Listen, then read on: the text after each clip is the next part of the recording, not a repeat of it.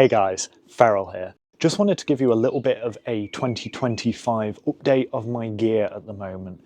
Now, of course, I still have my Leica Q. I absolutely adore that camera. However, I have had a little bit of a change around in terms of the cameras that I'm using on a daily basis.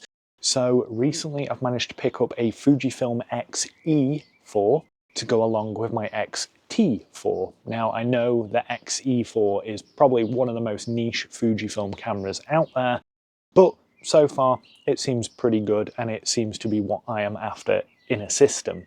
Now I got a ridiculously good deal and I will talk about it more in a separate video. So if you are interested, hit the subscribe and there will be a video coming very soon with my first impressions, thoughts, pros and cons.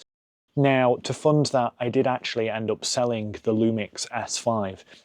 I do think it's a brilliant camera. I do think you get an absolute ridiculous amount of camera for your money, but that system just wasn't for me. At the end of the day, it was just a little bit too big. Now, I also didn't particularly enjoy the menus, which I did go on to mention, and I'm just more accustomed to the Fujifilm menus. Now, I know that's not for everyone, but it is for me, and I'm much better in a working situation using what I know and not having to think about the camera. So that's where I am on that side of things. Two Fujifilm cameras and my Leica Q as my general daily carry. Okay.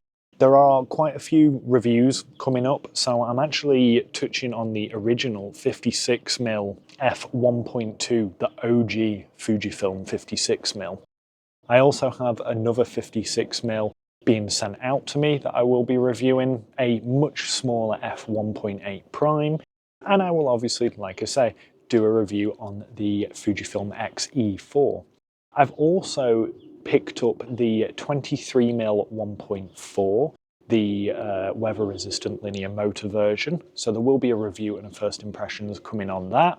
I've already got my first impressions down on that one, I just need to make the video. And I've also managed to pick up the 23mm f2, the Fujicron lens. I'll give you some thoughts on that now. I think it's a little bit too mushy when it's wide open, but as a daily carry lens, I do think it's fantastic. It's perfectly quiet and it is weather resistant.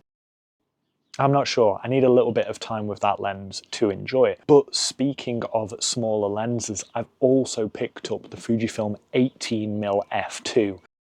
Notably, the one Fuji lens that everyone seems to complain about. I really enjoy it. I really enjoy it. And to be fair, this for me has been one of the lenses that I have been after for years at this point, and I've always been umming and ahhing about buying it. And the other day, again, it came up at a pretty good price, so I went for it, and I've been away with that lens and got quite a lot of source material for a video. So again, subscribe, that will be coming soon. So that's where I am at the moment. From a professional kit, that 23mm f1.4 linear motor lens is going to be my main purpose lens, and then I've also got the OG 56mm 1.2. And man, does that lens have some character and some pop. But yes, I dipped my toes into the Lumix system, and as good as it just wasn't for me. So guess who's back, mother?